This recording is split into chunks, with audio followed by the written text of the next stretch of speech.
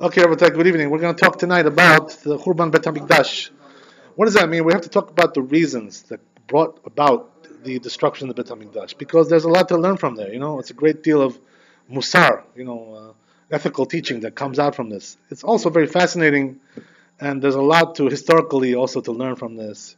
They say, right, the famous saying of the scholars. They say whoever doesn't learn from the past, right, is doomed to repeat, right, the failures of the past.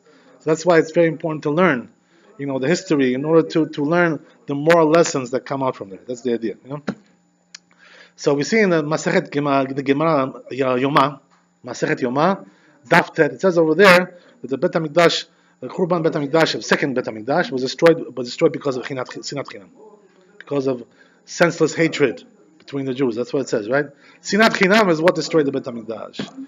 So the Gemara over there talks about some issues regarding this, right? To analyze this a little bit, because it sounds like sort of like far-fetched, that one sin could cause the whole destruction of Bet HaMikdash, of a whole people, of a whole nation, one little thing, as if like this is like all life depends on that. Why? How can it be such a powerful thing, right? So says the Gemara over there, such very powerful statements regarding this.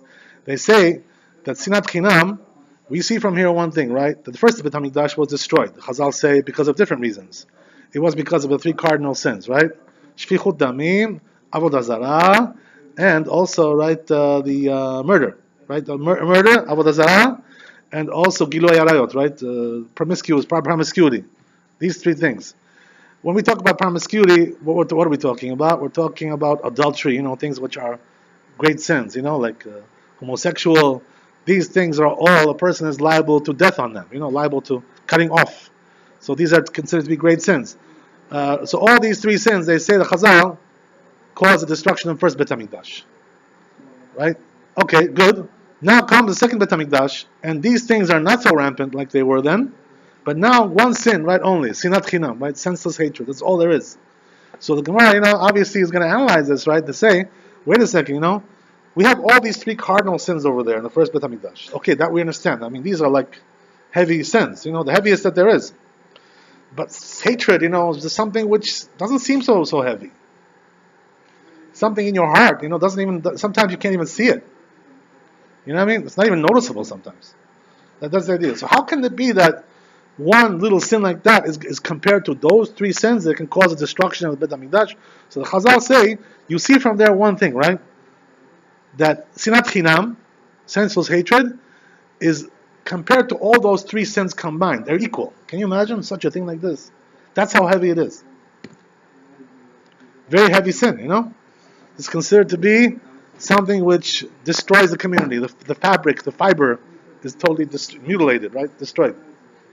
Until the point that everything is, scattered and destroyed. So we have to understand why it's such a heavy sin. There's a lot of things to learn from this, right? Also, they say also another thing right over there in the Gemara, which is they say that we see from this comparison another thing, which is since the second Bet HaMikdash was destroyed, and the first Bet HaMikdash was destroyed for those sins, and the second Bet HaMikdash was destroyed for its sins, each one for its own respective sins. We see from there one thing, right? That the first Bet HaMikdash was destroyed, 70 years it was rebuilt. The Galut lasted altogether 70 years, that's all. Right? They built that for 70 years. Yeah. The whole Galut was 7 years. But now we have 2,000 years of Galut. And still nothing, right? Nothing has changed. I mean, it has changed somewhat, but we see, right, all kinds of things happening, we do. But in general, we're still in Galut. So the question is, how can it be such a thing like this, that this Galut lasted for so long, for 2,000 years, and the first Galut was fixed up in 70 years? So you know what the rabbis say regarding this? They say, you see from here, that those people from the first Bet HaMikdash who did their sins were better than us. You know why? Because for them, it was rebuilt in 70 years. For us, 2,000 years, we're still waiting. So we're worse than them. Exactly, right? We're saying that sin of Sinat Chinam is considered to be more than everything else. It's also something that we haven't been able to fix. Because over there in the first Bet HaMikdash, they did tshuva and they came back and rebuilt the Bet HaMikdash. We never did tshuva. We're still here in the Galut. You know what I mean? It's unbelievable. This is unreal. Were there any survivals from Bet HaMikdash to second Bet HaMikdash?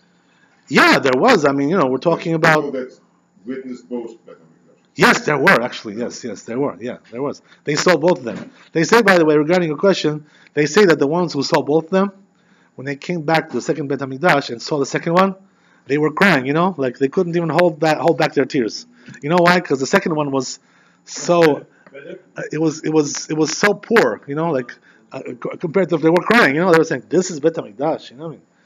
So the second one that was built by the ones who came back, the people who came back, was not so impressive like the first one. Because the first one was built by Shlomo Melech, you know what I mean?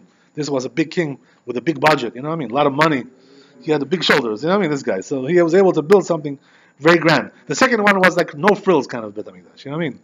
No fancy stuff, just very regular. But they say, right, what happened was that later on, as it was rebuilt again, Hurdus, right? The king Hurdus, Herod, he's the one who rebuilt the Bet HaMikdash again. So that one was very, very fancy. You know what I mean? They say that was the most beautiful one that they ever had. He rebuilt it? He rebuilt it, right? He pretty much, it's like you do like a total rebuild in a house, like you take a house, right? And you like totally just, you make it into, you can't even recognize it anymore, right? It's already like a different thing altogether. I don't know if it was totally demolished, but it was like it was built on a larger scale, a grander scale. The size was larger. It was more fancy, it was more impressive. It was like, and also the engineering techniques were much greater. The architecture was on a different level altogether. You know what I mean? It was something altogether different. So the truth is, right, there was two stages regarding that. But regarding the original one, they say it was pretty shabby. It wasn't so impressive. That's why they were crying, these people, right? Whatever. So getting back to what we said, they say the Chazal, you see from there that we're worse than them. Because for us, the Bet HaMikdash has not been rebuilt, and for them it was rebuilt in 70 years. So the question is, why? We only have one sin, Sinat Chinam, and they have three cardinal sins. So why were they able to do tshuva so fast and we were not? The truth is, right, that there's a story brought down by this, right, again, the same characters that we mentioned before, right, several stories we told over. This guy, right, Turnus Rufus, right, who was the Roman lord. So this guy was a being anti-Semite, you know what I mean? He was like one of these people, like James Baker, one of these guys, F the Jews, one of these guys, right, whatever. That's the way he was. So he used to come to Rabbi Akiva and chide him all the time, like try to argue with him, By the way, this is what they do, the enemies of the Jews, the Romans, what they do is they try to come to the Jews and like spoil their emunah, their faith, by saying all kinds of like wise cracks, all kinds of why this, why that, this and that.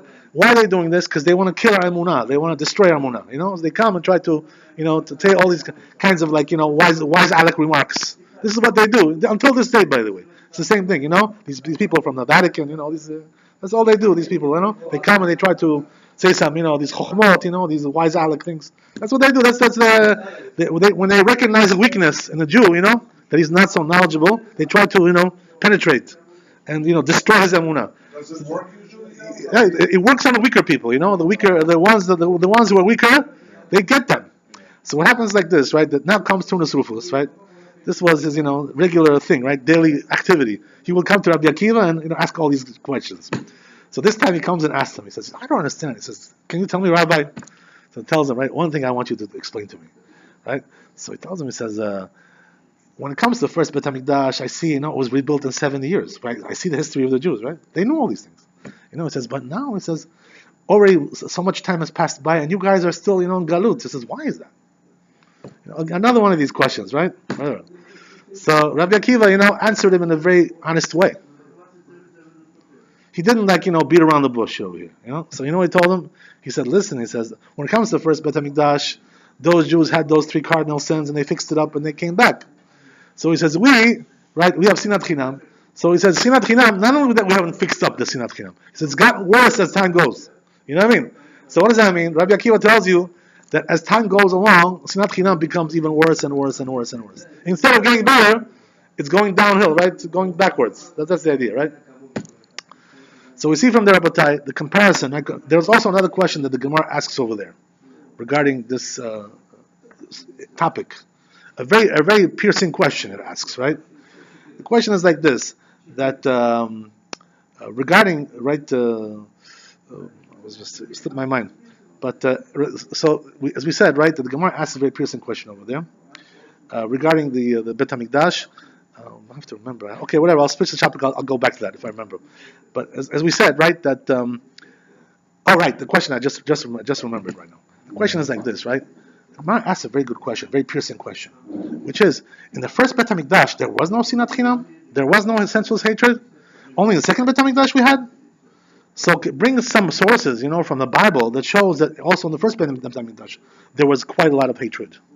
That's what the Gemara asks, right? Where do we see that, by the way? Because there was constant civil war going on between the northern kingdom, the southern kingdom, that split up, after the time of Rechavam, the son of Shlomo, and Yerovoam, the kingdom split up into two. So there was civil war going on all the time, killing each other, one against the other. I must tell you, by the way, that the killing that was going on in those days, if you look at the records, in the Bible, what you find is that they killed more people in these civil wars than the Holocaust, Hitler killed. That's really what it was. How can I tell you that? I can tell you for sure, right? That was the case. They say that there's a story brought down there in the Chronicles, Divrei Hayamim, in the second part of Divrei Hayamim. It says over there that there was a certain war that they fought one time. This was between Yerovam ben Nevat, who was the king of the northern kingdom, and the southern kingdom, who at that time was the son of Rechavam, his name was Avia. Avia, right? So Avia was relatively a tzaddik, right? Relatively a righteous man compared to Yerovam ben Nevat, who was a very big wicked man, very big sinner, right? Whatever. So what happened was that they made a war between each other, and one side, they say, right, Yerovam ben Nevat, he had 800,000 soldiers, all of them mighty men, warriors. Avia, on this, right, he had a smaller kingdom, only 2 tribes. So he was able to only muster 400,000, you know what I mean? It wasn't as large. So you're talking about 800,000 army against 400,000 on this side, right? So comes Avia, who's, as we said, right, relatively more righteous than these people. Right? So he tells them, he yells, before the battle starts, he yells out to them. He tells them like this. He says, you in your kingdom, you betrayed God, you rejected the Torah, you made idols, to worship idols instead. You became an idolatrous kingdom. You're a bunch of sinners. You're a bunch of losers, right? You abandoned God. You abandoned everything. So he tells them, we on the other hand, we serve God. We have Bet HaMikdash, we have the Kohanim, we have the priests, we have the service of God. We go with the Torah. You rejected the Torah. So he made like psychological warfare like this, on them, He said, so therefore, for sure, we deserve to beat you. Right? We're more righteous than you are. So what happened was, right after he disgraced them like this, he derided them, chided them like this, they went out and started the war, So what happened, they say, right, that day, it was a 1-day battle. Can you imagine? 1 day, the whole thing. So what happened? They say, right, the kingdom of the southern kingdom, Avia, they killed that day, in the northern kingdom, they beat them, right? They beat them badly, right? They got badly beaten. Even though they had a twice as large army than the southern kingdom, twice as big, nevertheless they got beaten badly. So they say, right, that day, it says in the Chronicles over there, Divrei Hayamim, which is one of the books of the Bible, right? One of the 24 books of the Bible. It says over there, how many people were killed in the northern kingdom that day? 500,000 people, 500,000 people were killed in 1 day. Can you imagine? This was the battle that went on. So these people, which were much more efficient killers than Hitler ever was, God, the Nidai book, it's Leabdil.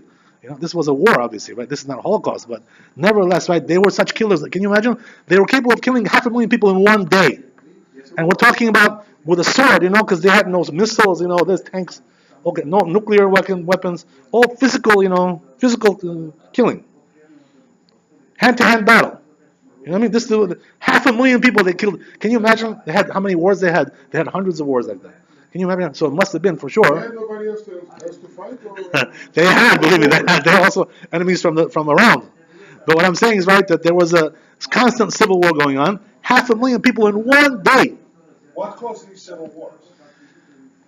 That's the whole thing, right? That's exactly the point, right? So comes and Gemara and says, look, you see all these verses.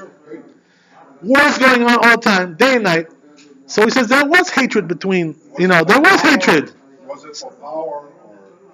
It's a rivalry. It's a rivalry. It's like everything else. It's like 2 competing factions. For everything, everything. You know how it is, right? That's the way it is. 2 competing factions. So what happened was, right, that the Gemara asked from there the question. You see that there was also hatred in the first Bet HaMikdash, killing each other like this, constant war going on. So why are you telling me in the second Bet HaMikdash there was hatred? Why not the first one? So you know what the Gemara answers over there? The Gemara answers not the same thing. Because in the first Bet HaMikdash, there was only hatred between the kings, between the leaders not between the people themselves. The people didn't hate each other. You understand? The regular populace, the normal folk, did not hate each other. They had good relations. The problem was that there was rivalries between the leaders. The factions were fighting. You know what I mean? Civil war going on all the time, strife going on. So that's not the same thing. When the leaders hate each other, that's like a minority, small minority of the people. But when you have the whole populace that hates each other, so there it becomes something, more unbearable. So it's not the same thing. You know what I mean? That's what the Gemara answers over there. Interesting, right? I didn't even know Yeah. the Jews were killing each other. Yeah, you got to learn the Bible, If you want to know the history of the Jewish people, you got to learn the Bible.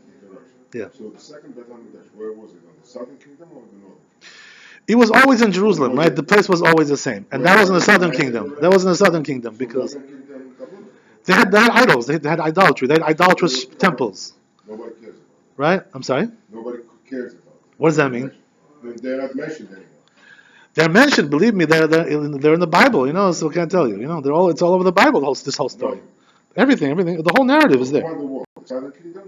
This particular war, the Southern Kingdom War. There are also other wars that they won, that the Northern one won. So There was all kinds of things going back and forth like this. When Romans came, they Yeah. conquered the southern kingdom.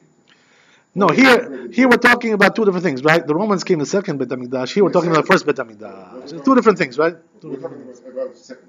Right. The Gemara is asking about regarding the first one, right? That's why I went back to the first one. There was a Sinat Chinam between two leaders. Right. Not only two leaders, but all the leaders. In other words, there was always, right?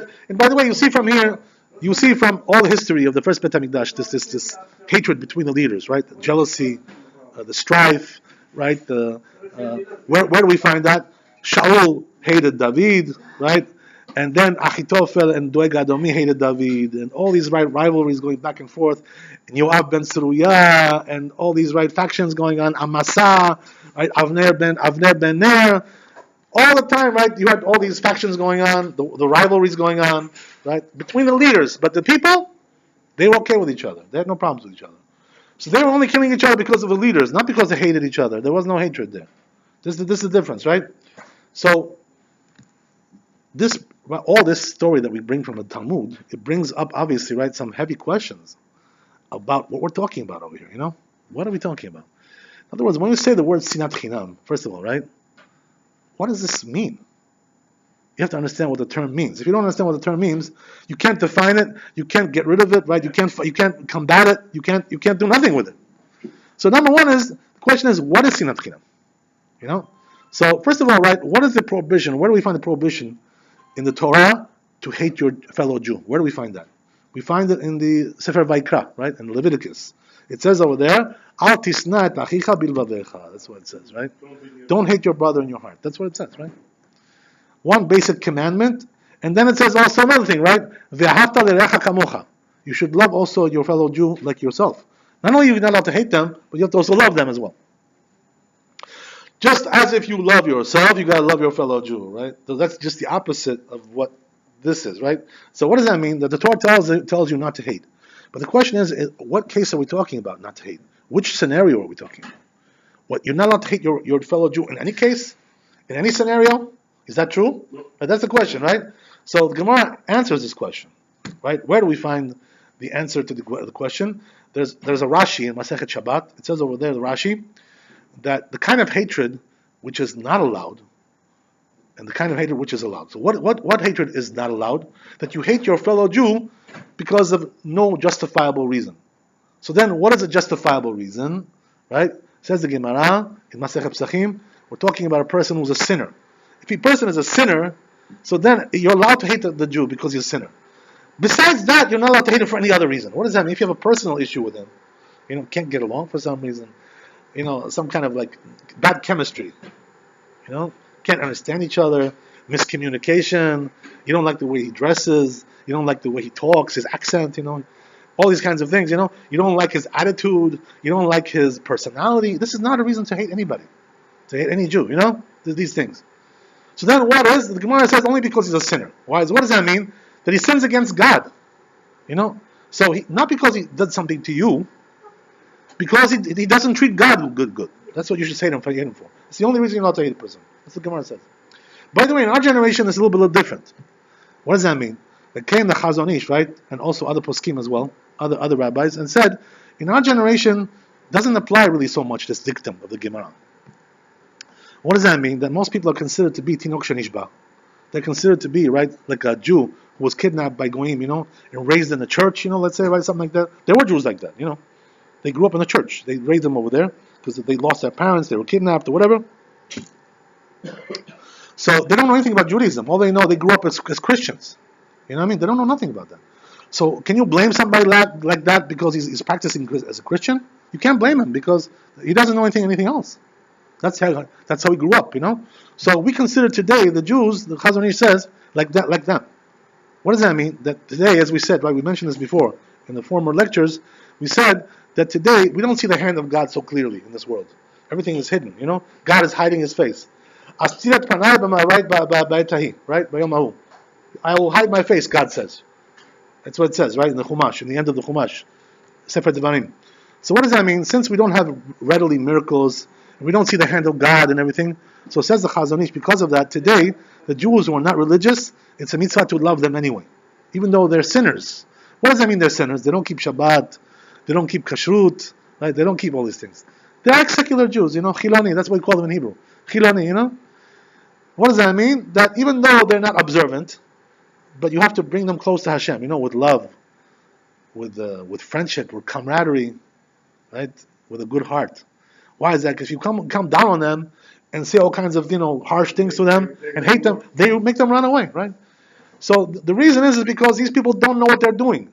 But I'll tell you something. I really realized how true this is, from just experience.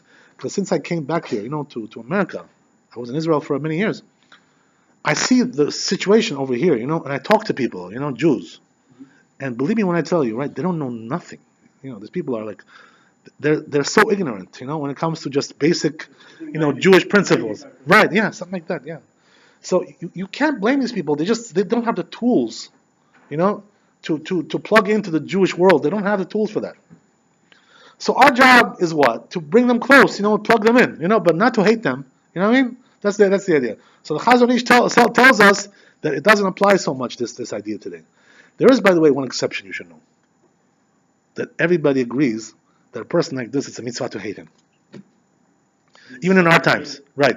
By the way, there's a machloket in the Gemara, right, over there, two opinions over there, right? When we say that a person is a sinner, right, does that mean you're allowed to hate him, or it's a mitzvah to hate him, right? That's the question, right? Two different opinions. So Gemara says over there, right? Mitzvah to hate, it's the opposite. Right, it's a mitzvah to hate him, right? So the Gemara says over there, the halacha is that not you're allowed to hate him, it's a mitzvah to hate him. You're commanded to hate the person, right? So, Only hate is not enough. I'm sorry?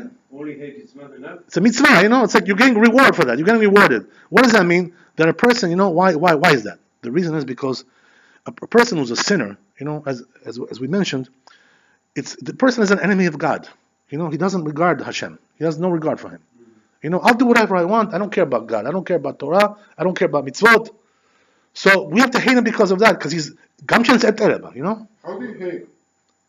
In your heart, You know how it is, right? You know how it is when you hate somebody. You know how it is. You know how it feels, right? I want to go break his heart. Give him like those dirty looks, Give him those eyes, like those eyes. That's a question, right? Are you helping him by doing that or not? The truth is, right, that in those days, as we said, right, things were a little bit different. But you have to know, right, before you find out what happens now, you have to find out the root of all these things, right? The root is in the Torah itself, the Gemara, Talmud, right? So we have to first understand the root. The root is that when a person is a sinner, he's an enemy of Hashem, as he's an enemy of God. But today, as we said, right, it doesn't really apply so much, this thing. Why? Because he's not an enemy, he just doesn't know what he's doing. Torah doesn't say for these kind of people, we have some people we have to help them. That's what we're saying, right? These rabbis today are telling us this is the Torah today. You understand? This is the Torah today. So, in order to explain to you, by the way, even in our generation, there is one group of people who are quite a small group, by the way, but they're very loud, and they like to scream and yell. They make a lot of noise. You know what I mean? They're a small group, but they're very, very, very problematic.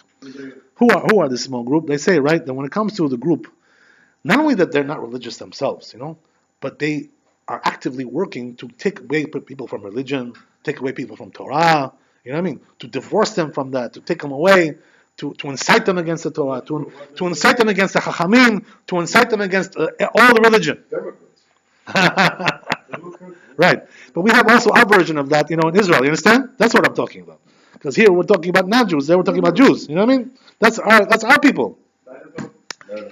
So what does that mean? That there are people who are like this. They incite people against the Torah. They're inciters. You know what I mean? So people like this, even in our generation, it's a mitzvah to hate them. I'm sorry, what were you saying? I think in Israel. Yeah. Most of them are over there, in our hometown, in our home backyard, as we said, right? If you haven't lived there, by the way, in Israel, you don't know what it feels like over there. Because the hatred is very, very great, the incitement is very great. You can't figure what that means until you live there for a while. 5-10 years, go and live there, then you understand what I'm talking about. Then you'll understand. Right? So people like this, even in our generation, it's a mitzvah to hate them. You know why? Because they are not considered to be a part of the normal structure of secular people. If you're secular for yourself, that's one thing. But if you're trying to incite people away from religion, that means that you're really an enemy of God. You know what I mean? That's something else. You try to incite people, you're an enemy of God. Even today, this is considered to be something abnormal. So a person who does this kind of activity, today, by the way, we call them, we call these people, the Gaon Mevina, he calls them Amalek Abiyarianu. What does that mean? That they make strife between the Jewish people, right? Religious, not religious, all these kinds of things. They make strife between the factions. They cause people to go away from the Torah. They cause people to go away from the mitzvot. All these kinds of things. People like this are considered to be the worst of the worst, So even today, it's a mitzvah to hate them. You know why? Because there's no excuse for behaving like that.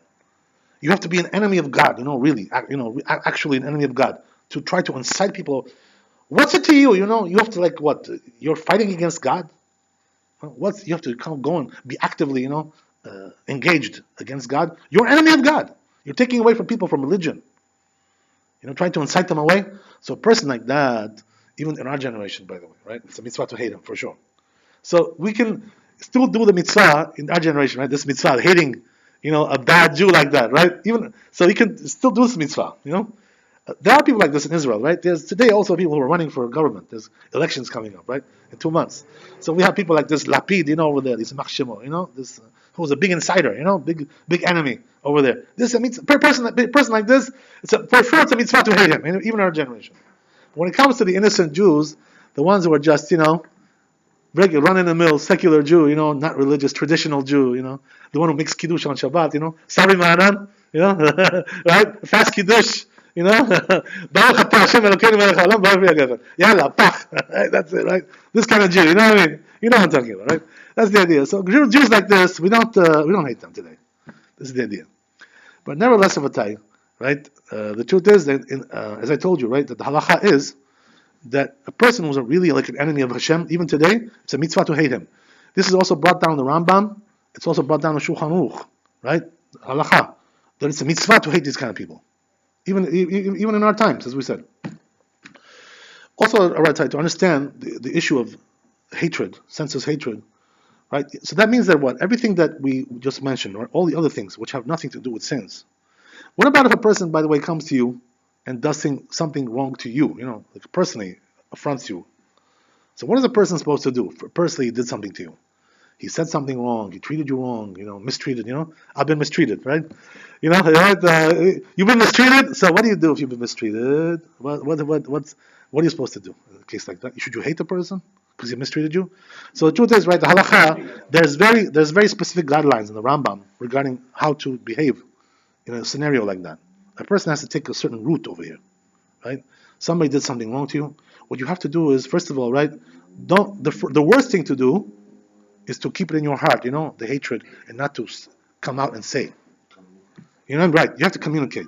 If you just keep it in your heart, what happens is that there's a hatred that grows, more and more, and you can't get along with that person anymore. It becomes like impossible to get along with him, to be friends with him, to be in a community with him. Right? There's always hatred. That's what it says, right? That al tisneh achicha bilvavecha hocheach tochiach. It says right away. What does that mean? Don't hate him. So what should you do instead of hating him? Rebuke him. If he did something wrong, the remedy to not to hate him is to rebuke him. So what does that mean? Confront him, Come and say, listen, my friend, Don't say in a rude way. Don't say in a grubat, in a harsh way. No. You have to come and tell him, the Rambam says, in a nice way you have to tell him. Says, listen, tell him like this, listen, my friend, you're my friend. I love you, you love me, whatever, What do you have against me? That you say these kinds of things about me, that you do this about me, right? Exactly. Why is it that you, do you do this? Confront him, Tell him, ask him a question. This is the only way to avoid hating him, by bringing it out into the open. But do it in a nice way, Don't embarrass him in public, Start some kind of a feud in public, Right? They start to scream, becomes a balagan. Right? That makes it worse. You know how it is, right? So a person has to take a person to the side. Take him to the side. Don't embarrass him in front of the whole community like that. Start yelling at him and screaming, and ask him, what do you have against me? What do you have? I owe you money, maybe. I have a debt. What is it that I did to you? I did something wrong to you. Why did you do what you did? So you have to try to talk it out. You know what I mean? Like this, whatever. And they say, try to do it several times also. If one time doesn't work, keep going, go try again next week, try again next month, right? Again, talk to him again. Go gently with the person, right? So when it comes to ben adam lechavero, between man and his fellow, a person has to be gentle, Why is that? Because you're not really fighting for the honor of God. You're fighting for your own honor over here, So what gives you the right to be so harsh? What? Because you love yourself? Ego, ego trip? You know what I mean? So in a case like that, when it's ben adam lechavero, you have to go easy. You have to go, chill, Because you're not fighting for the honor of God. It's your own honor that you're worried about. It's your own, right? So then, why should you be so vigilant, so virulent, Why? For what? You love yourself so much? No, that's not the way to do it, right? That's the idea. So, let's continue about that. Okay.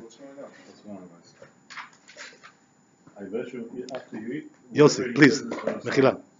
Thank you, Joseph. God bless you. Thank you. Okay, God bless. Thank you.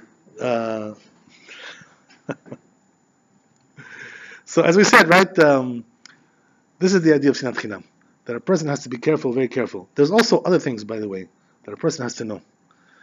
That there was also, as we see in the Gemara, Masechet Gitin, there was a factionalism going on in the second Bet HaMikdash, infighting going on between factions, There was this party, that party, Like today, we have like 50 different parties going on, going for the elections. Too much factionalism. This one fighting with that one, they don't have peaceful relations one with the other. All kinds of things like this. They say this is also one of the problems, right? That the truth is that the Romans, when they decided to attack the Jewish people, there's a whole thing brought down in the Gemara, in Masechet Avodah Zarah. It says over there, right, that 28 years before they destroyed the Bet HaMikdash, many, many years before that, the Romans actually made a pact with the Jews to be aligned with the Jews, right? They were allies. You know what I mean? What is the reason why the Romans made a pact to ally with the Jews? What was the reason why they needed that? It's interesting, right? They say the reason why they made this pact with the Jews was because they had wars going on with Greece.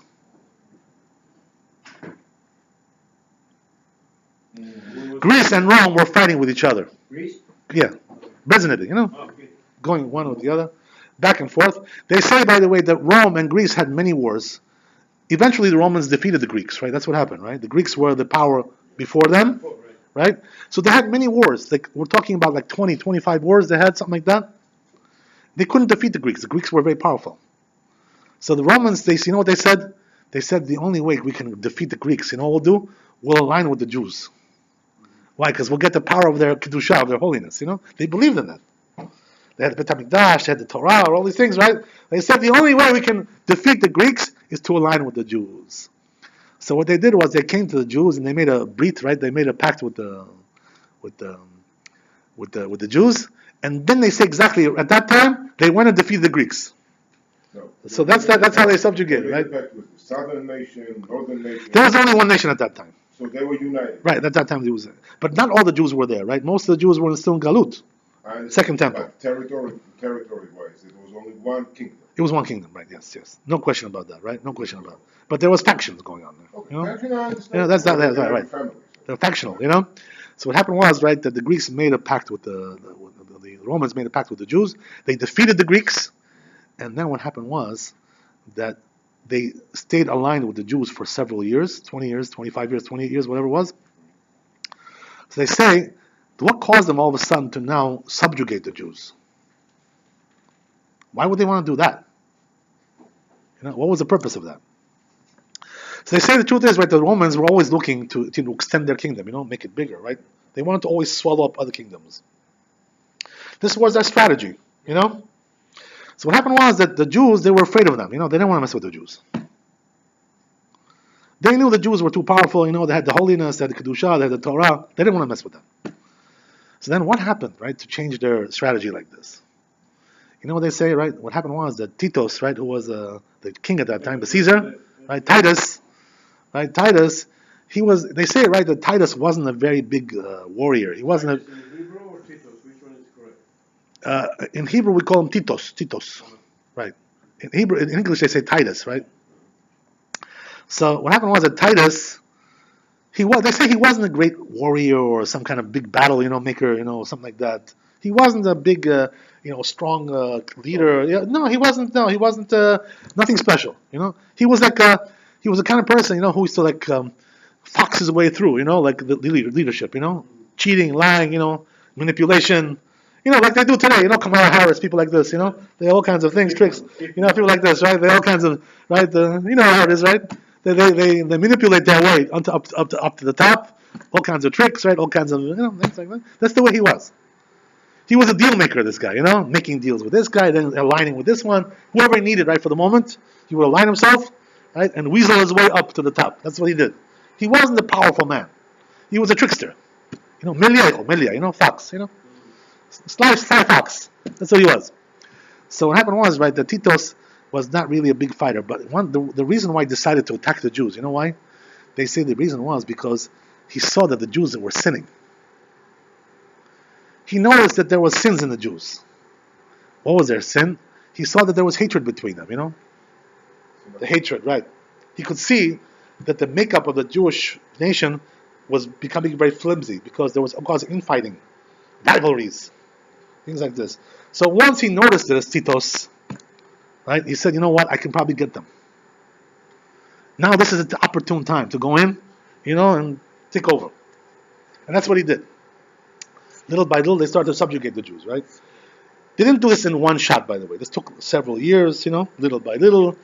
This, that, all kinds of things. They say, but also, that Titus pulled a lot of tricks to do this. What were the tricks that he pulled? As we said, right, since they aligned with the Jews, so therefore, right, what happened was that the Jews felt that they could trust the Romans, you know? They felt like, we're brothers, we're aligned, you know, like they today, you know, you see, right? There's a lot of trust between them and us, you know, we're like sharing everything.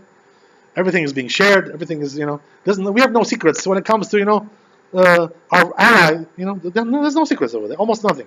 There has to be something, but, we're saying that everything is being shared, basically. All the knowledge, all the technology, all these things are being shared today. Same thing it was in those times. What happened was that Titus was able to manipulate his way into all the secrets of the Jews. What does that mean? He got them to reveal all their, military secrets and their strategic, strategies, right? All their plans, or all their exactly right. All these kinds of things, right? They were able to penetrate. Why? Because the Jews trusted them. Oh yeah, what do you have over there? You have a military base over here. What do you have over there? What do you got over there? What do you got over there? They knew everything already because they were able to come in as a friend. Come in and say, oh, we're allies. Tell us everything about you. We want to know everything. So the Jews trusted them.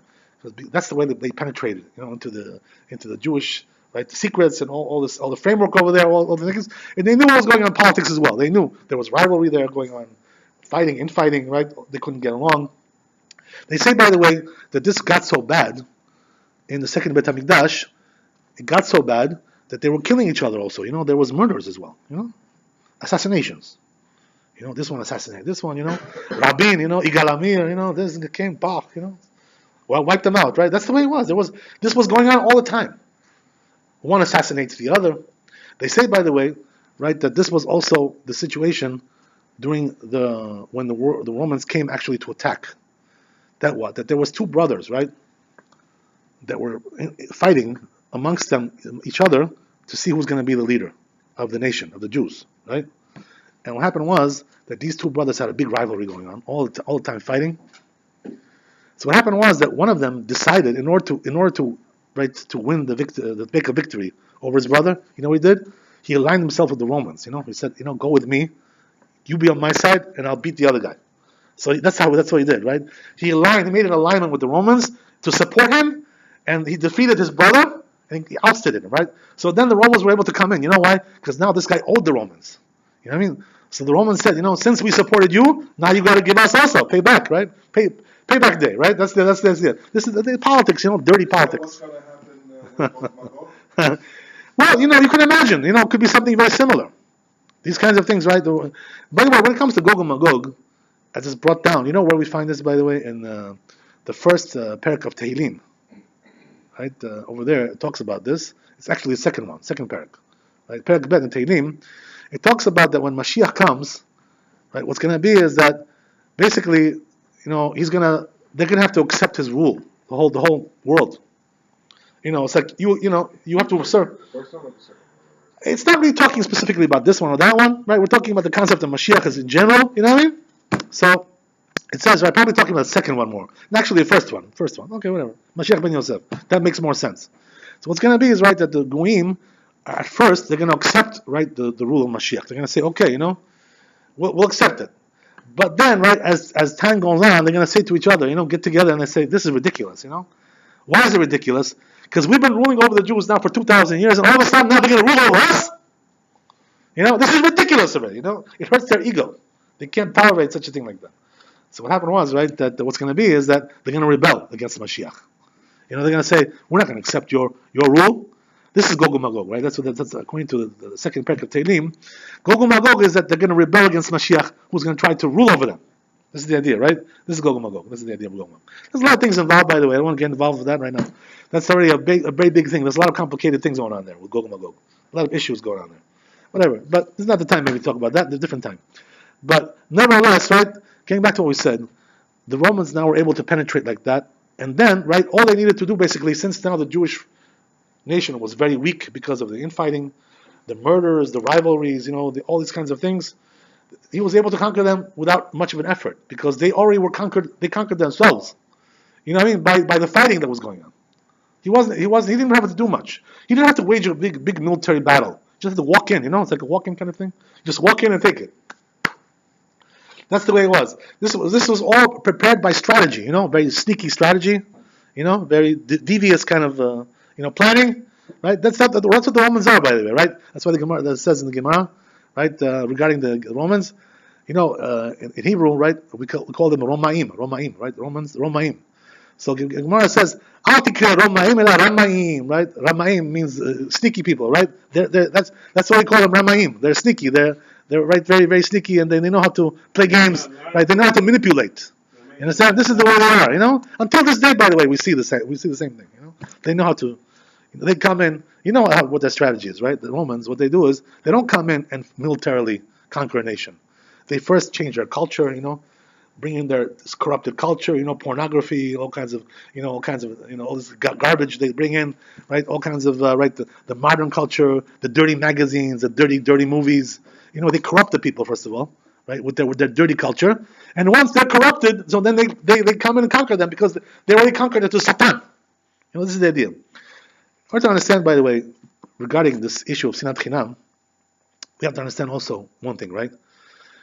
This issue of Sinat Chinam. When did it really start? What is the roots of Sinat Chinam? Right? This is the question, right? In the history of the world, where did Sinat Chinam start? Where is the origin of this? And what is the nature of the Sinat Chinam? Where did it start? According to you, right? According to your... Adam had two kids. Abel and Cain. That's what it started. Very good. You're almost there. I say even there was one generation before that, right? You're almost there, right? Interesting, right? So the truth is that they say regarding this issue, what is the thing that brings a person to Sinat Chinam? What's the cause usually? Unless you take the snake against the other. Now you got it. I'm going to tell you how that works, right? What leads to Sinat Chinam? What is usually the cause? So, right, they say the Chazal, Kasher kina v'shem mevi ledesina. Exactly right. That's the idea. Usually it's jealousy. Jealousy is what causes a person to hate his fellow man. He's jealous of what he has. He's jealous of his wealth. He has a nice wife. He has a nice children. He has a nice house. He has a 65, 63, whatever. He's got one of these things, right? He hates him because of that. He's got an Aston Martin, right? Something like that, whatever it is, right? Why they are saying sometimes Sinat Chinam is like that? You hate the person without the reason. We already discussed that, right? We said that what that means is that there's no reason, there's no justifiable reason. These things are not justifiable because you're jealous of the person, right? Yeah. This is not justifiable. This is ridiculous. Why is it ridiculous, by the way, to be jealous of somebody? You know why it's ridiculous? Because HaKadosh Baruch Hu gives everybody his own lot. You can't touch that other person's lot. That's not for you. You know what I mean? There's nothing you can do to tap into his lot in life. So what are you jealous of? You know, that's what Hashem gave him. Yeah, exactly. That's his lot. That's his judgment in life. That's his mazal, as you said. Whatever it is, everything right come. So what do you hate him for? He has what he deserves. You have what you deserve. What does one to do with the other? So really, the truth is, right, that jealousy and hatred is really ridiculous. You know, a person, if he really would think about it, there's no justification for that. There's no rationalization. But nevertheless, right, what happened was like this. That came, the Chazal teach us, right, the Nachash, the snake came, right? By the way, what was the whole thing about the Nachash, the snake? The whole thing was that he was being controlled by the Satan, right? They say the Satan needed an agent in this world. He's got to hire somebody to do his bidding. You know what I mean? So who did he hire? He hired the snake. He found somebody to be his agent over in this world. Right. So Satan was already created. Yeah, Satan was created everybody was created. Everybody was created the same week, right? Wasn't the snake the Satan? Oh, no, the snake was working for the Satan. He was an agent, you understand? So there was God, and God created Satan. Right. So what happened was that now came, right, the snake, came the Satan and found an agent that he was looking for. Before snake was walking, he wasn't right? Yeah, he was upright, like a human being, right? Upright, like a human being, yes. So what happened was, right, that came the Satan, he was looking for an agent, right, somebody to work for him. So he took the snake, right? Why did he take the snake? What's the reason why he chose him? What's the reason why? You know why? Because the Chazal say the snake was a kofer, kofer ego, He was like a apikoros. He was a denier, He had a bad character. Somebody who denies God, doesn't believe in God, doesn't believe in Torah, wants to deny. Even though he knows that it's true. How can you deny your creation? That's the whole thing, right? That the wicked, you have to understand one thing. When it comes to the wicked, they don't deny because it's the truth. They deny because it's convenient for them to live their lifestyle like that, to go on with their sins. But he saw Hashem face to face. Yeah, denier. He's a denier. What can I tell you? By the way, when the world was created, you don't see Hashem face to face anymore. He doesn't not in the picture anymore. Once the world is created, now you're free to do what you want. There's free will in the world, right? Hashem creates, and then he says bye-bye to you, right? He goes up where he is. You don't see him anymore, right? You don't see him. They were all up there. I'm sorry? They were all in Garden. Right, but nevertheless, God was not in the picture. You know what I'm saying? He was not in the picture over there. The nature was working according to nature. It was automatic pilot. So now there's room to deny, to be a kofer. You understand? So what happened was the Satan had this character of being a kofer, of being a denier. So once the Satan identified this, the snake, right, has also the same character as him, right? So this is my brother, Zmakatzia. So he says, I'm going to hire this guy, to do my job. They say, right, so he took him, he hired him. So what happened was, right, that the Satan, now the snake is looking. What was he looking at over there? That he got jealous of Adam Arishon. They say, right, that he had a beautiful wife, and they were having, together, having a good time together, as they say, right? Enjoying each other's company, right? So what happened was the snake was looking at that and saying, wow, man, I wish I had a wife like that. Yeah, but not like that, right? She was, Miss America, forget about it, right? So it was, right, that he was jealous, wanted to take her. So they say, right, that the whole reason why he devised a scheme to cause Adam Arishon to sin, to cause Chava to sin, what was the reason why? Because he wanted to take his wife. That was the whole thing. He wanted that Adam should die and he should take his wife. That was the whole thing, right? It's an old story, right? You know it is. So what happened was that because of the jealousy that he had to take his wife, he hated him and wanted to kill him. That's why he devised this whole thing about having them eat the fruit, the forbidden fruit. So we say right now, what Sinat Chinam came already from the time of the snake and Adam Arishon. It was already there, and it worked, by the way, right? Destroyed him. He killed Adam Arishon. He did the job. He killed him, right? They say but he also took his wife as well. If he had something with his wife, they had an affair over there. There was an affair. You understand? So he took his wife, huh? The snake killed Adam Arishon? By having him eat it. That's what caused him to die. You know what I mean? He died later, but that's what brought death to the world, right? The eating. He physically couldn't kill him. There was no way to kill him, right? He knew that. So he called him. He just killed him spiritually, So what happened was, right, that, by the way, they say the Chazal, every time you see there's Sinat Chinam in the world, you know what that brings? I want you to tell me. What does Sinat Chinam bring always? Galut. That's why we're in Galut. You understand? So now look at what happens over here, right? Look at the amazing thing. That who went to Galut over here? Right? The snake.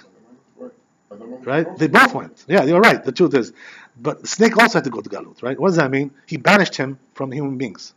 He created like enmity between, right? Eva. That they should be, when a person sees a snake, he's disgusted, he wants to like kill him or run off, right? He can't stand them. So HaKadosh Baruch Hu made like this hatred between the snake and the man, especially the woman, right? So why is that? Because this was galut for the snake. Because before that, the snake was with the humans. He was hanging around the people. He was like a slave to the people. He was like a servant. He was a personal servant of, personal secretary of Adam Arishon. You understand? But once this happened, HaKadosh Baruch Hu tell them, says, you're a dangerous guy. I don't want you with the human beings. You have to go to galut. Be by yourself. Galut. Adam Arishon also went to galut, as you said, right? So here, they both sides, have to go to galut. Why? Because of Sinat Chinam. You see, the Sinat Chinam brings galut. That's why we're in galut, right? Same thing. Now, let's go to the next step, right? Cain and Hevel, right? What happened over there? Here again, right? Cain was jealous of Hevel because he was more accepted by Hashem. His offering was accepted. He was jealous of him. He was more holy than him. He was more righteous than him. He could see, right? He felt it. So because of that, he killed him. He murdered his brother. Right? The first murder in history, right? So what happens is, right? It wasn't a mass murder like we have over here. Right? Not like those, but right? I'm sorry. Cain killed Hevel, right? The truth is, by the way, this is not so simple. This whole thing. They say that Cain tried to kill Hevel, but they say Hevel was really actually stronger than Cain. So Hevel took him, when he tried to kill him, he took him into a headlock like this, and told him, he says, what are you trying to do? He says, I'll destroy you. Don't mess with me. So he put him down on the ground, he put his foot on him, to stay down there, don't mess with me, I'll kill you. So Cain, right, pretended. He says, okay, my brother. He says, and then he faked it. He took a knife and he stabbed him. Like this is what he did. They were twins or they were not twins? They were twins. Yeah, they were twins. But they say the truth is, right, that even though they were twins, it says in the Zohar Kadosh something very deep about that, right? It says that really Cain was not the child of Adam Arishon. He was a child of the snake. You understand? Because the snake had some kind of affair, as we said, with Chava. So the Cain was from the Zera, Tisli, of the snake. And that's why he was an evil man. You understand? Unbelievable, right? This is unbelievable. I never heard of Yeah, he was an evil man. You don't find this, by the way, anywhere except the Zohar Kadosh. You don't find this anywhere else. These are secrets, there's very deep things going on over there. So Cain was an evil man, but nevertheless they say, right, that he also had a Kedusha. He also had holiness as well. What does that mean? Inside he was holy, but outside he was surrounded with Tuma, with impurity. And that's why HaKadosh Baruch Hu, in the end, right, he fixed up Cain, right? He brought him back as a Gilgul. You know who was the Gilgul of Cain, right? The reincarnation of Cain. They say it was Ito. Ito was the Gilgul of Cain. That was the good part. The bad part he took out from him, right? And the good part came back as Ito, and Ito converted, became a Jew. So HaKadosh Baruch Hu even fixed up Cain in the end. He fixed him up. But nevertheless, what happens like this, right? Cain kills Hevel. So what happens, right? What does HaKadosh Baruch Hu tell to Cain? You have to go to what? To Galut. He tells him to Galut, right? Navanat here. He tells him, right? You have to be a wanderer. You can't stay in one place. That was his punishment, right? Because you killed your brother because of the hatred. Navanat, you have to be a wanderer. So again, we see, right, that again, the galut came because of Sinat Chinam. You understand? Always when you have Sinat Chinam, there's galut. Let's go again, right, in history. Same thing happens now with the next phase, right? Which is the next phase that we had Avraham Avinu, right? And he had two sons, Ishmael and Yitzchak, right? They say Ishmael hated Yitzchak. He was jealous of him. Why? Because Yitzchak was more holy. He was a superior, He was more, He was a great man, Yitzchak, the holiest, the holy of holies. Ishmael was a bum, He was a loser, He was a sinner, He was a bum. So because he hated him, they say that he used to. How much did he hate? How much was his hatred for Yitzchak? They used to go out to the field, right? Ishmael will tell Yitzchak, "Let's go to the field, play some basketball, let's get some hoops." But in those days it wasn't hoops they did archery, right? Bow and arrow, archery, right? That was the sport at that time. You understand? So what happened was that they say Ishmael, because he hated Yitzchak, he would throw the arrows at him, aim at him. Yeah. And HaKadosh Baruch Hu protected him, but he wanted to kill him. You understand? He hated him. You understand, right? Not only he wanted to do something different. That's also true, right? That's also true, right? Yeah, that's also true. Sure.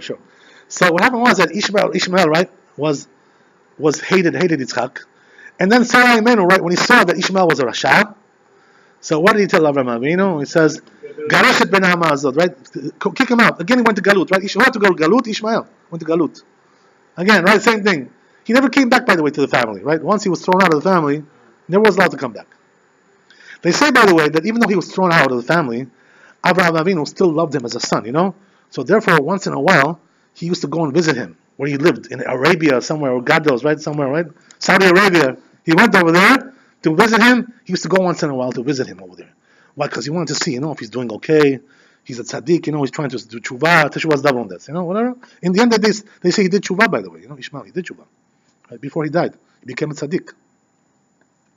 Not like Esav, right? Esav never did tshuva, right? That's the difference between Ishmael and Esav. They say the same thing, by the way. In times of Mashiach, they say, right, Ishmaelim are going to do tshuva. The Arabs are going to do tshuva. And they're going to want to convert to Judaism. And we're not going to accept them, Can you imagine? Because they have tshuva in their genes, from their father, Ishmael. He did tshuva. Ishmael did tshuva. They say, by the way, they're going to want to convert to Judaism, but we're not going to accept them. You know why? Because all the damage that they did to the Jewish people, all the sins that they did, until this day, you see what they're doing, right? We can't accept people like that, to convert. They're going to convert, and they're going to be like outside, like they're going to be putting out tefillin, all kinds of things like this, but we're not going to convert them. They're going to be like from the outside, There are people like this, by the way. Yeah, exactly. Like as a righteous Gentile, something like that. That's going to be their status. They're not going to be able to convert. We're not going to convert them because of all the things that they did. They just don't deserve it. They don't deserve to be converted. That's the idea. So because of that, right? Again, we see the hatred between Ishmael and Yitzchak. Again, Galut. Same thing, right? Where do we find the next case? Now we have, right, Yitzchak, he had two sons, right? Esav and Yaakov. Esav hated Yaakov, right? It says, right, in the Chumash that he wanted to kill him. He was looking to kill him. He was just waiting for the day that his father dies. And he says, I'm going to kill, once my father dies, Yitzchak, right, I'm going to kill my brother. He also wanted to do it in a sneaky way, by the way, roundabout way. How did he do it, right? As the Chazal teach us, right? That he knew how to pull the tricks, Esav. He was a very sneaky guy. So until this day, they were all sneaky. Right? They know how to pull tricks. So they say, right, what did he do? He knew that he says, if I kill my brother directly, right, they're going to judge me, There's a bet din over here. Shem and Ever, they're going to judge me to death, I'm going to be liable to death. So he says, therefore, I have to devise a scheme, a way to make it kosher, kosher murder. Right? Black kosher. So how do I do it? So what happened was, right, that he went to Ishmael to visit him, right? Today, the presidents go to Saudi Arabia, to visit them over there. The same thing, right? So he went over there to visit, right? And he went to Ishmael, and he says, my brother Ishmael, he says, my uncle. So I feel so bad for you, you were thrown out of the family like that. They threw you like a shavikata, a cat in the street. You lost your inheritance, you lost your money, everything, It says they give you a raw deal, man. The family gave you a raw deal. It's a shame. It's a shame that this happened to you. I feel so bad for you, So why was he doing this? Kacheros, in order to heat him up, because Ishmael was a person, if you heat him up, he'll start to kill somebody. You know what I mean? Until this day, right? They're wild people, right? Once they get heated up, they lose their temper. They'll come out with a knife. They'll stab you. God forbid. That's how they are. They stab each other like that also, by the way. They kill each other. They have no mercy. Not on you, not on each other, not on their family, right? They kill their wives, they kill their daughters, right? They kill everybody. They don't care about nothing, right? Honor killings, they call it, right? Honor. It's an honor for them to kill their daughter, you know? That's what it's called. Shem Yirachem. So what happens like this, right? That comes Esav and tells Ishmael, and says, this is a disgrace, you know, what they did to you. So what was his plan? His plan was that Ishmael should go now and kill Yaakov. You know? He should go and kill him, right? That's what they do today, right? But these Europeans, they try to incite the Palestinians against us. Same thing. You know, they tell them, you know, these Jews took your land, you know, they conquered you, you know, this kind of, they incite them against us. That's what they do. Same thing was happening over there. History repeats itself, right? It just goes over and over. Same thing, right? So what happened was that he went over there and he said, you know what? Once Ishmael goes and kills Yaakov, so he says, then I'm going to go and kill Ishmael. Why? Because I'm going to be Goy Ladam, you know, avenger of blood, like we said last week, right? If a person kills your brother, you can avenge the blood. You're allowed to avenge, right? So Esau says, I'm going to be a righteous man, you know? I'm going to come and avenge the blood of my brother, you know? He says, this way, what was his plan? His plan was to inherit both of these, the wealth of Ishmael and also to inherit the wealth of Yaakov. To take both lots, you know? This and that, right? He says, wow, it's a nice deal, you know? Kai politicari. I'll get this one, everything, I'll take everything. Right? History repeats itself. Same thing we see today, right? Nothing different. That's the idea, right? So what happened was that now Yaakov hated, Esav hated Yaakov, right? As it says in the Midrash, this halacha. Halacha, Esav sonel Yaakov, right? Esav hates Yaakov. What does that mean? That this hatred of Esav against Yaakov goes all the time. Never ends, right? His hatred has a never-ending effect. So what happened was, right, that here also, because Esav hated Yaakov and he wanted to kill him, so who went to Galut over here? It was Yaakov, right, who went to Galut. He had to go to Lavan's house. Here also we see, right, Galut came. The question is, by the way, here, obvious question, has to be asked over here, right? It should have been Esav who went to Galut, right? He's the one who hated Yaakov, not Yaakov who should go to Galut. Why did Yaakov to Galut? What's the reason why? You're right, but still, you know, I mean, they say, by the way, that when a person has a shidduch, you know, to meet his destined wife, sometimes the Kadosh Baruch Hu sends the girl to the guy, sometimes the guy goes to the girl. Depends, you know. One person has to travel, because they live in a different place, so he sends them over to that person, right? That's the way it is, right? So, what are we saying from there? That here, in this case, Yaakov had to go and meet his wife over there. But why did Kadosh Baruch Hu send her to him? Right? Why not the other way? So the truth is, right, I saw only one of the Mefarshim. He writes that the reason why Yaakov had to go to Galut, not Esav, is because Yaakov had also a problem over here, some kind of a impropriety that he didn't do properly. They say that, what was his sin over here? That Yaakov sinned? You know, relatively speaking, it was a sin, right? Not that Yaakov sinned, but they say that he didn't do enough to mekarav his brother Esav, you know, to bring him close to Hashem. He didn't do enough to work with him, to bring him close. And because of that, he was punished by having to go to Galut. You know, he should have worked a little bit harder. Right? They say same thing applies, right, to when he was coming back also from Lavan's house. He should have given his daughter Dinah to marry him in order to bring him to Tshuva, and because of that he got punished as well. So the truth is, right, they say the Chazal, from here you learn one thing, right?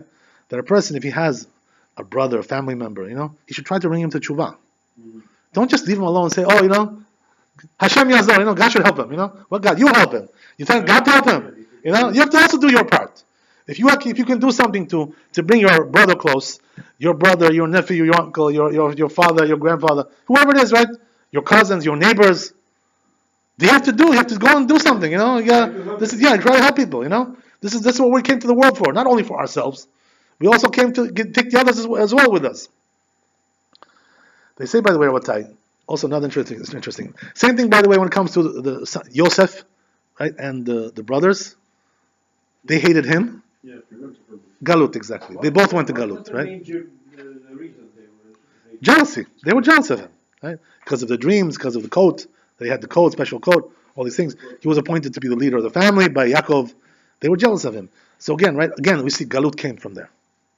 So we see every time that it's Sinat Chinam, there's Galut. I heard he was talking too much to his father about the brothers' behavior. That's true. Yes. You know, another interesting thing is they say, by the way, why is it that the Romans were the ones who conquered the Jews in the Second Temple, not a different nation? Why was it the Romans? Right? So as we said, right, that the truth is, there's several things over here regarding this. Number one, is that um, as we said, right, the person who's a hater, what is the source of that? The Satan, the snake.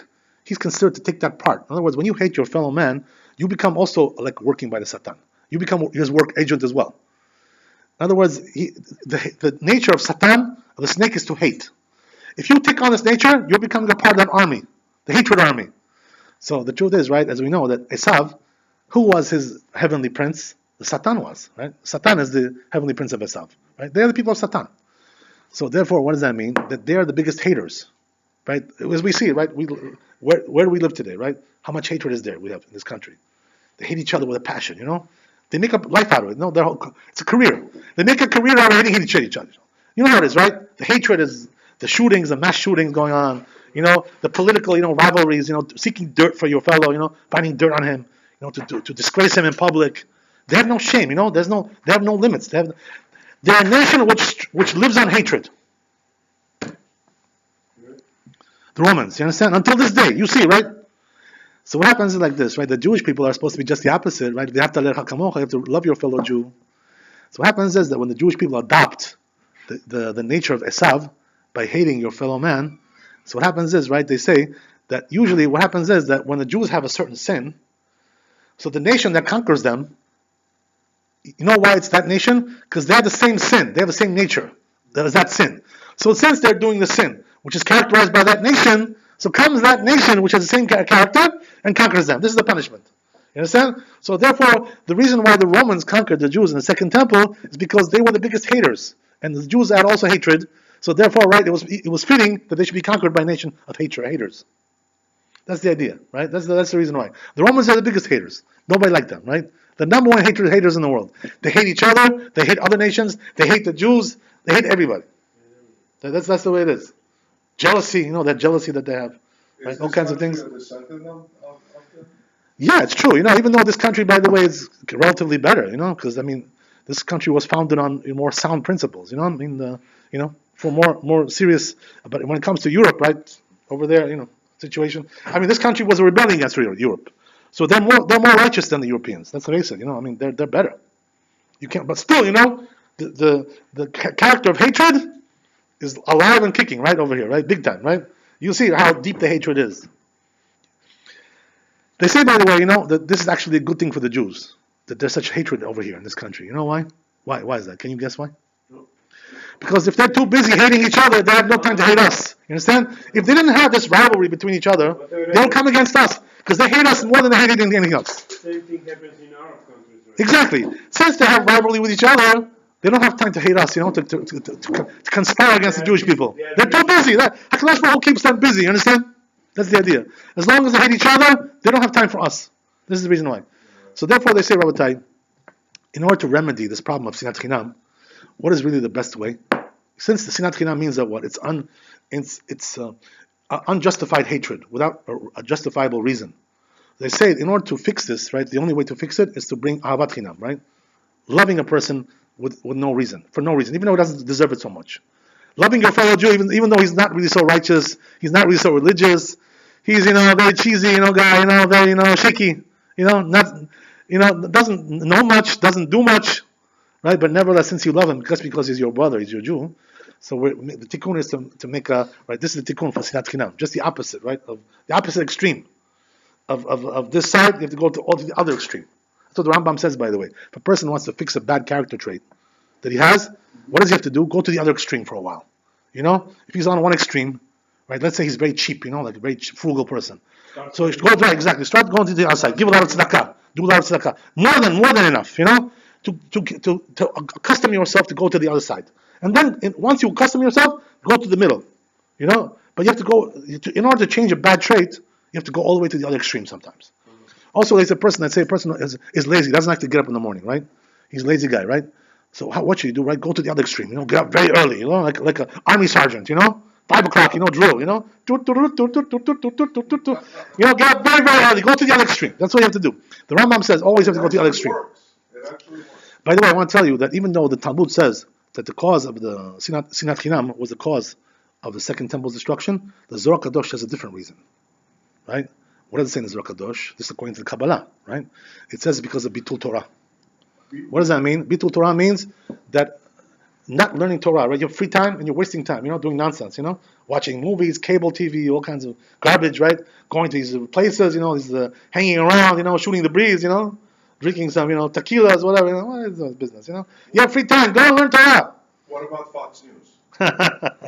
Well, it's really the truth is it's allowed to see the news, to watch the news, to read the news. A person is allowed to do that because he needs to know what's going on. But you don't have to get into all the commentary, and all this stuff, this going back and forth, This one said this and this one said that, all this garbage, how it is, right? That's the idea. So the idea is like this over time. Right? You know what? To play sport, it's good to exercise. It's healthy, But to watch sport is a waste of time. The truth is a waste of time, It's really bitul Torah, right? That's for sure. 1 second before we go, right? I want to tell you one thing.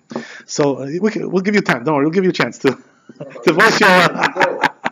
Okay, I'm Mechila. Rabbi, Yeah. When you mentioned about doing the extreme, Yeah. opposite, are you telling me I should buy a Toyota Corolla? That sounds good. That's what I tell people always. They ask me. So one person asked me, my chavuta, somebody studies with me. He said, "What kind of car should I buy?" He has money. He's a dentist. He's got money. He can buy any car he wants, more or less. So I told him, I said, don't go for the flashy stuff. Just get like a regular Japanese car. Honda Accord, Camry. This is like a medium, car, not too fancy. Not, this is the best thing to do. You should know, by the way. You know why this is? Because you get ein hara, or the people are staring at you, they get jealous of you. You get like a very fancy car.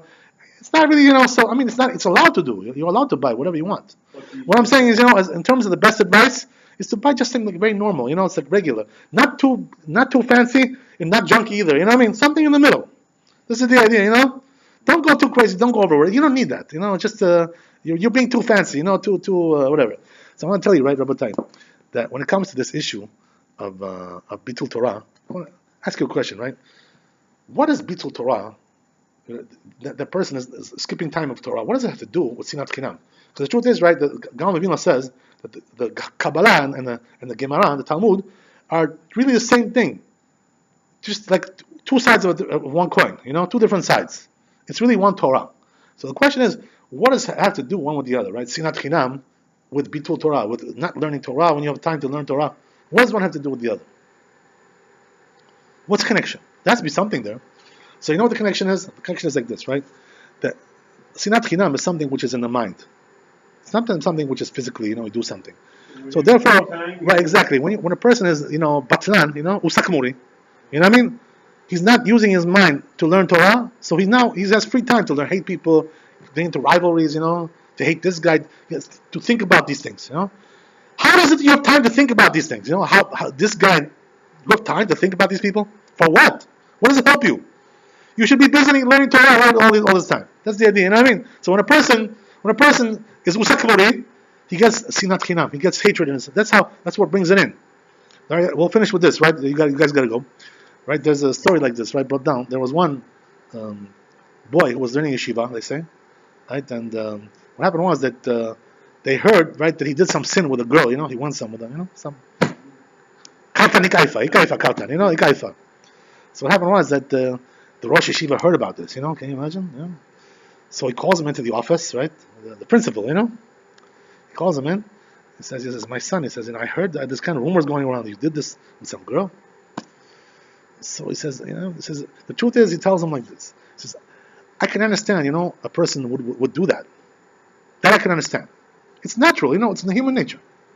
Everybody makes a mistake. But he says, I don't understand one thing. He says, the one thing I can understand. He says, how do you have the time to do that? You know what I mean? How do you have the free time to think about these things? To plan it, right? To look for girls. That means you're not learning Torah. You are not doing your job. You're a yeshiva student. He says, that's what I can't understand. He says, you're a yeshiva student. You should be learning Torah day and night.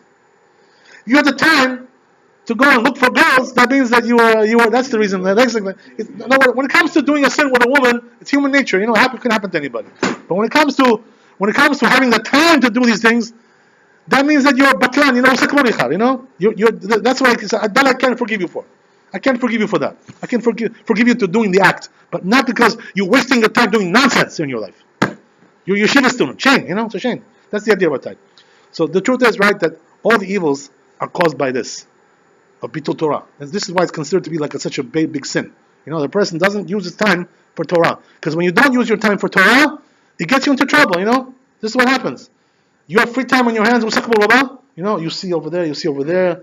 Girls, this, that, all kinds of things, right? All kinds of nonsense going on. Yeah, exactly. That's the idea. He can get into the worst of the worst. That's the idea. A person who's busy, he doesn't have time for nonsense like that. That's the idea. So the snake had nothing else to do. That was his job, you know what I mean? For these people, they're working for Satan, they're getting paid for that, you know what I mean? They're getting dividends.